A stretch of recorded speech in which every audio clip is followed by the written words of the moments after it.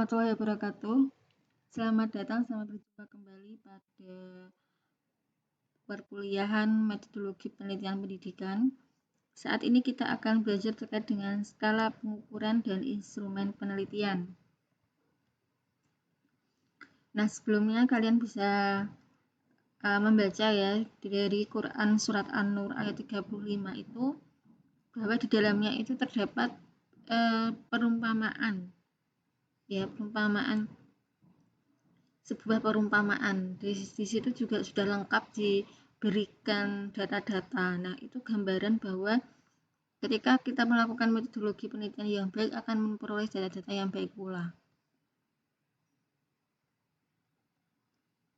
Dalam penelitian kuantitatif, itu peneliti menggunakan instrumen untuk pengumpulan data. Ya, jadi kita akan bahas terkait sama instrumen ya. Nah, kemudian dalam penelitian kualitatif itu peneliti lebih banyak menjadi instrumen. Kalau kualitatif itu justru penelitinya. Nah, instrumen penelitian itu untuk mengukur variabel. Jadi banyaknya instrumen yang digunakan untuk istilahnya penelitian itu tergantung dari banyaknya variabel. Kalau variabelnya 3, maka instrumennya juga 3 ya. Nah, sekarang skala pengukuran ya. Skala pengukuran itu kesepakatan yang digunakan sebagai acuan ya untuk menentukan alat ukur. Langsung saja kita ke macam-macam skala. Nah, kalian pernah kan mendapatkan angka yang bentuknya seperti ini, setuju, tidak setuju, ragu-ragu, atau baik, sangat baik, dan seterusnya. Itu merupakan salah satu instrumen yang menggunakan skala Likert. Jadi kalian harus tahu kalian nanti akan menentukan instrumen dengan skala apa. Ya. Kemudian yang kedua, skala Goodman. Itu menyatakan bahwa ada 2 pilihan, kalau tidak setuju, atau biasanya kalian ada bentuknya kayak tabel, terus di sini ya, sini tidak gitu ya. Nah, tinggal pilih yang mana. Nah, itu Goodman. Kemudian ada yang rating scale. Rating scale ini seperti kalian lihat contoh, misalnya di sini ada pertanyaan, disuruh intervalnya. Penataan meja murid dan guru sehingga komunikasi lancar. Kalian beri nilai berapa? Oh, misalnya 3, tinggal dilingkari. Pencahayaan alam 4, dan seterusnya. Ini berarti menggunakan rating scale. Semantik diferensial. Nah, semantik diferensial itu pertanyaannya disajikan, kemudian di sini ada 2 hal yang bertolak belakang. Bersahabat, tidak bersahabat, tepat janji, lupa, bersaudara, memusuhi, dan seterusnya. Nah, nanti kaitkan sama pertanyaan yang diberikan. Mohon diberi nilai gaya kepemimpinan. Oh, ternyata dia bersahabatnya agak bersahabat ya, tapi enggak dimaksimal angkanya. Kemudian tepat janji dia di tengah-tengah. Nah, ini berarti menggunakan semantik diferensial. Nah, nanti kalian harus bisa menentukan kalian menggunakan skala yang mana. Nah, di instrumen penelitian itu, kalau yang dinamakan penelitian itu artinya itu kan mengukur ya. Jadi perlu alat ukur yang baik. Alat ukur itu apa? Ya instrumen. Nah, banyaknya alat ukur itu berdasarkan apa? Variabel. Nah, di bidang pendidikan itu instrumen penelitiannya disusun sendiri. Jadi kalian misalnya meneliti prestasi belajar ya kalian buat itu instrumen sendiri. Tapi kalau di dalam alam, misalnya sains itu biasanya sudah ada. Misalnya untuk mengukur temperatur suhu, nah sudah tinggal pakai termometer. Nah, alat ukurnya pada termometer itu. Nah, tapi kalau di dalam pendidikan sosial itu kita biasanya membuat sendiri. Prestasi apa? Tes. Motivasi apa? Angket. Nah, angket itu buat sendiri, tes itu buat sendiri. Nah, ketika sudah membuat, maka harus diujilah validitas sama reliabilitasnya ya. Nah, contoh nih, misalnya kalian mempunyai judul itu pengaruh kepemimpinan dan iklim kerja sekolah terhadap prestasi belajar. Nah, dari sini terlihat kan, di situ ada instrumennya itu 3, kepemimpinan 1, iklim kerja sekolah 2, prestasi belajarnya 3. Berarti nanti instrumennya butuh 3.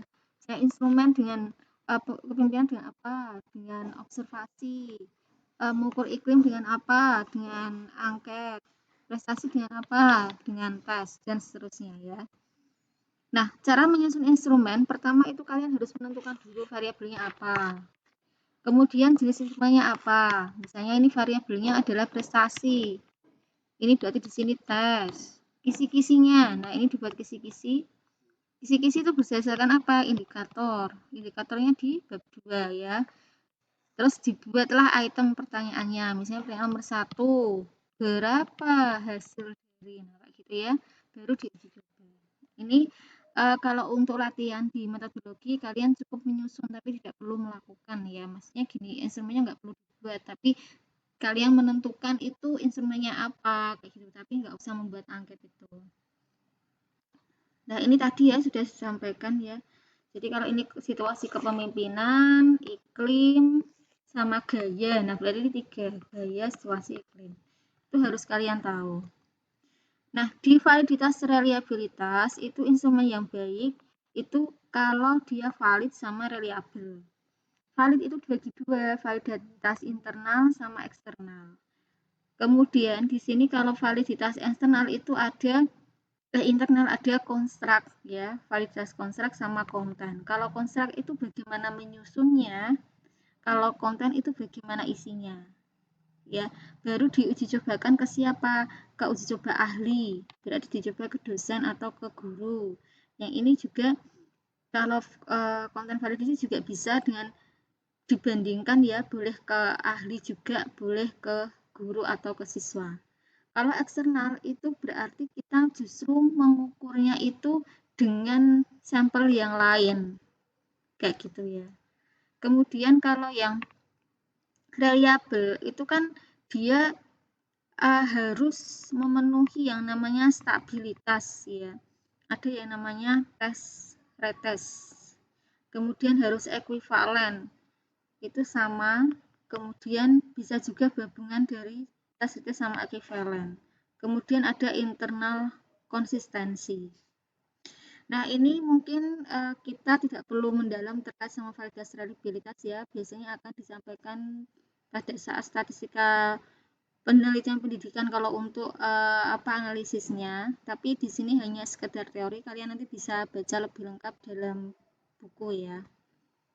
Nah, ini tadi bahwa dalam validitas itu ada yang namanya konstruk. Konstruk itu apa? Berarti gini, apa ya, susunan dari instrumen itu, misalnya angket ya, angket motivasi. Bagaimana dalamnya pertanyaan di angket itu disusun. Nah, itu konstruk berarti. Nah, ini diapakan validitasnya? Dikasihkan ke ahli boleh dosen atau guru, dinilai. Kira-kira kamu dapat skor berapa sih? Bagus apa tidak sih? Atau ada yang perlu diperbaiki kayak gitu. Baru dikasihkan ke siswa. Yang isi berarti isinya materinya. Di dalamnya itu materinya atau kontennya itu bagaimana. Ya, berdasarkan konten kalau ini yang menyusun. Nah, itu juga sama dikasihkan ke ahli kemudian diuji coba. Kalau eksternal itu berarti gini, memperkecil jumlah sampel. Misalnya ada populasi A ya. Kemudian ini punya sampel A kecil, B, C, A gini kan. Nah, kita sebenarnya sampelnya di sini. Kalau eksternal berarti kita coba validasinya di luarnya dari A di sini ya. Nah, nanti hasilnya kita tinggal masukkan atau apa ya istilahnya dianalisis dan dianalogikan ke A. Nah, kalau reliabilitas itu tes retest itu berarti kita coba kalau intinya kalau valid itu tepat ya. Tapi kalau reliabilitas itu ajak. Jadi soal itu kalau dikasihkan ke siswa itu misalnya baik, maka di saat kapanpun juga diberikan juga akan baik kayak gitu. Maka untuk menguji reliabilitas itu ada beberapa cara. Pertama misalnya tes retest, berarti tesnya dilakukan beberapa kali. 1, 2, 3. Oh ini baik, oh ini baik, oh ini kok tidak. Nah itu berarti perlu ditanyakan. Ketika ini berkali-kali kok hasilnya sama, itu rentangnya sama ya, maka dia berarti reliable. Ekivalen berarti ada beberapa pertanyaan itu yang sama di dalam soalnya atau di instrumennya. Gabungan berarti antara gabungan ya dia beberapa kali, ya soalnya juga beragam, tapi sama ya. Kalau internal konsistensi itu biasanya pakai rumus reliable atau dianalisis ya. Nah, untuk selanjutnya kita akan berbicara terkait di bab yang menerangkan teknik pengumpulan data. Selanjutnya kita akan belajar terkait sama teknik pengumpulan data dan analisis data. Perhatikan, nanti di bagian teknik pengumpulan data itu ada beberapa teknik ya. Kalian bisa menggunakan wawancara, angket, ataupun observasi. Ya, kalau wawancara sudah tahu kan, jadi bagaimana kita itu mencari data terkait diri sendiri atau apa ya, pada pengetahuan dan keyakinan pribadi. Jadi apa istilahnya, bersifat subjektif ya. Kalau angket itu cara kita memberikan seperangkat yang tertulis ya kepada responden untuk dijawab. Kalau observasi ya kita mengamati langsung terkait sama apa, perilaku manusia ataupun yang lain. Nah, kalian juga harus bisa mempunyai pilihan yang tepat. Jadi bisa ya motivasi. Motivasi itu benar nggak kalau pakai wawancara kayak gitu loh. Jadi ketika memilih wawancara, angket atau observasi itu punya dasar. Sekarang coba wawancara, itu terbagi menjadi dua, terstruktur sama tidak terstruktur. Yang namanya terstruktur itu kita sudah mempunyai daftar pertanyaan. Jadi ini ada pertanyaan ya, kemudian kalian menanyakan, terus dia menjawab dari pertanyaan yang sudah kamu buat. Jadi kayak kita itu sudah punya rencana daftar pertanyaannya dulu, itu terstruktur. Kalau yang tidak terstruktur ya seperti kalau di wartawan itu ya, reporter itu. Jadi kita tidak menggunakan pedoman, tidak ada pedoman wawancaranya ya. Jadi untuk mendapatkan informasi yang lebih ya, yang akan diteliti, kita tidak mempersiapkan dulu lah istilahnya dari daftar pertanyaan.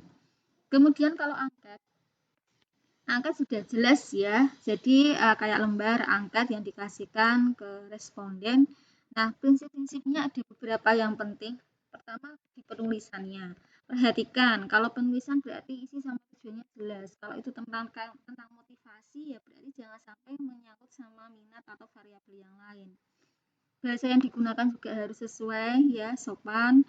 Kemudian tipe dan bentuk pertanyaannya harus jelas. Itu bentuknya pernyataan atau pertanyaan. Kemudian tidak mendua, tidak ambigu pertanyaannya. Kemudian jangan menanyakan hal-hal yang sekiranya itu sudah dia lupa ya. Kemudian pertanyaannya tidak menggiring ke jawaban. Jadi tidak, kadang-kadang ada pertanyaan yang sebenarnya kita digiring untuk menjawab A, B, C kayak gitu.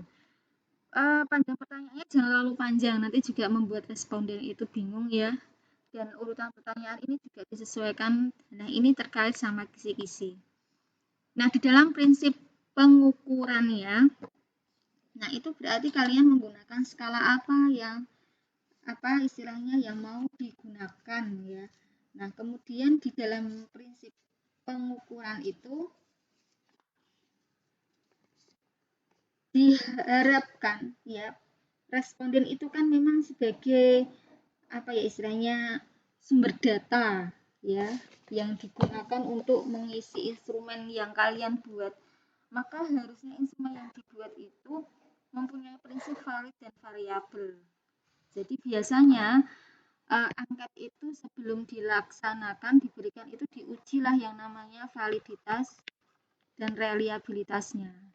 Terserah mau pakai validasi ahli untuk mencari terkait sama validasi konstruk atau validasi konten yang tadi gitu ya. Untuk reliabilitasnya juga bisa menggunakan analisis atau yang lain. Kemudian penampilan fisik angket ya, ini kalau menarik maka responden juga akan semangat ketika mengisi atau menjawabnya. Nah, di observasi ini ada dua hal. Yang pertama itu berperan serta. Jadi ketika mengamati itu kalian, misalnya seseorang itu terlibat langsung dalam pengamatan. Tapi kalau non partisipan itu tidak terlibat. Misalnya terlibat langsung gimana? Nah, yang terlibat langsung ya, misalnya kalian itu mau meneliti hal-hal yang sekiranya sangat apa ya istilahnya tidak hal-hal yang rawan ya. Misalnya gini, kalian mau meneliti terkait sama pendidikan anak sekolah dasar eh, di lingkungan penjara misalnya. Nah, ketika kamu masuk mencari data itu kan kamu mengamati. Nah, ketika mengamati itu kalau misalnya kita ngaku saya ingin mencari data sama ini itu belum tentu yang diamati itu akan alamiah. Enggak, belum tentu juga dia mengizinkan. Artinya berarti apa? Ya kita cobalah di dalam situ misalnya. Atau mungkin kita mau meneliti untuk anak-anak jalanan kayak gitu. Kan terkadang kalau kita menyampaikan maksud untuk mengamati itu kan banyak juga yang tidak menerima. Akhirnya apa? Ya kita menyamar misalnya menjadi anak jalanan itu. Kemudian kita sambil mengamati akhirnya kita memperoleh data. Nah, itu salah satu contoh. Kalau non partisipan berarti kita tidak terlibat. Ya sebagaimana yang biasanya dilakukan di sekolah ya, ingin mengamati keaktifan siswa. Ya udah berarti kita sebagai pengamat siswa itu beraktivitas, kemudian kita lihat itu kita amati hal-hal yang sesuai dengan indikator yang kita pilih. Nah, di dalam observasi non partisipan ini ada dua. Yang pertama adalah terstruktur, yang kedua tidak struktur. Kalau struktur ya berarti sudah dirancang ya pertanyaannya apa-apa-apa. Kalau tidak struktur ya berarti dia belum dirancang secara sistematis ya. Jadi pengamatannya bebas, yang diamati apa terus kemudian dihasilkan bebas. Nah, lanjut kita ke analisis data. Di bab 3 itu ada analisis data ya. Analisis data ada deskriptif sama inferensial. Kalau deskriptif itu biasanya terkait tidak ada sampel di sini.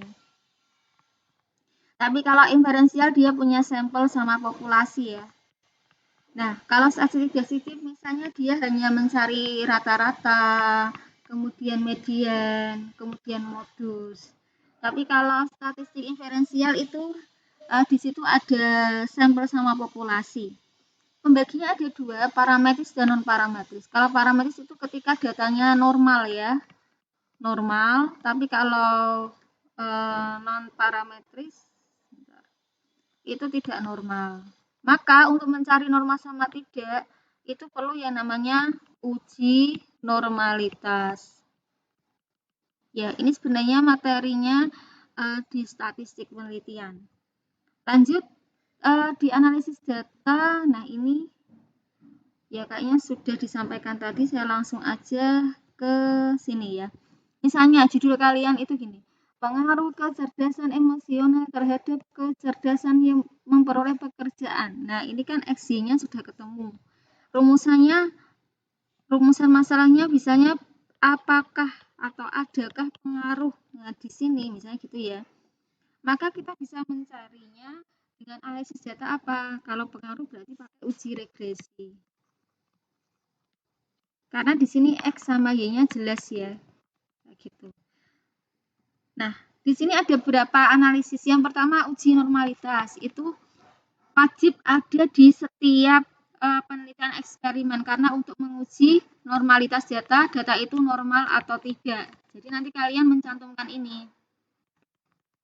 Kemudian yang kedua homogenitas. Kalau ada kelas eksperimen atau eksperimen dan kelas kontrol. Kalau kalian tidak ada kelas eksperimen, kelas kontrol, berarti tidak perlu menggunakan uji homogenitas. Yang regresi untuk mencari pengaruh. Nah, kalau di rumusan masalah kalian itu pengaruh, berarti makanya uji regresi. One sample test, jika ini dikaitkan sama KKM atau passing grade, ya, atau kriteria tertentu. Misalnya, apakah prestasi belajar siswa sudah memenuhi KKM, berarti analisisnya pakai ini. Kalau independentitas, biasanya apakah ini perbedaan ya atau perbandingan kelas eksperimen sama kontrol. Jadi misalnya gini, apakah ada perbedaan prestasi belajar antara eksperimen dan kontrol? Nah, itu berarti pakainya ini. Antara kelas yang menggunakan NHT sama tidak, pakainya independen. Kalau pirate itu adalah perbandingannya sebelum sama sesudah. Sebelum dan sesudah. Apakah ada perbedaan prestasi belajar sebelum menggunakan inquiry dan sesudah menggunakan inquiry? Berarti pakai ini. Oh, ini regresi sudah dari tadi ya. Korelasi ini hubungan. Kalau di rumusan masalah itu apakah ada hubungan titik-titik kayak gitu, berarti korelasi. Ingat, analisis data ini akan sesuai dengan hipotesis. Hipotesis akan sesuai dengan rumusan masalah. Jadi analisis data itu bisa tergantung dari rumusan masalahnya, kayak gitu ya. Nah, ini mungkin kalian bisa baca lagi agar lebih jelas. Nah, kesalahan kalau kita menguji hipotesis itu satu ini. Kalau hipotesisnya benar, diterima hipotesis berarti benar ya, tidak membuat kesalahan. Tapi kalau hipotesisnya salah, kok ini diterima, berarti namanya kesalahan tipe 2. Kalau yang hipotesisnya benar, ini kok ditolak, itu juga kesalahan. Harusnya kalau salah itu juga ditolak. Nah, jadi ini ada beberapa kemungkinan kalau misalnya kita melakukan penelitian, terus hasilnya seperti ini. Ya, terima kasih. Untuk selanjutnya saya coba tampilkan contoh proposal penelitian ya, yang di situ nanti kalian harus melanjutkan terkait sama instrumen penelitian, teknik pengumpulan data, dan analisis data. Untuk selanjutnya yang kalian susun di bab 3 itu ada yang pertama ya, adalah teknik pengumpulan data.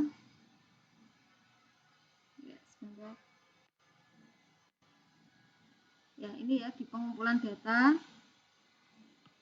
Itu apa dipilih, itu disesuaikan dengan variabelnya. Misalnya tes, kemudian ada lagi observasi, ya disampaikan, wawancara, dokumentasi. Nah, tinggal variabelnya berapa kalian sesuaikan.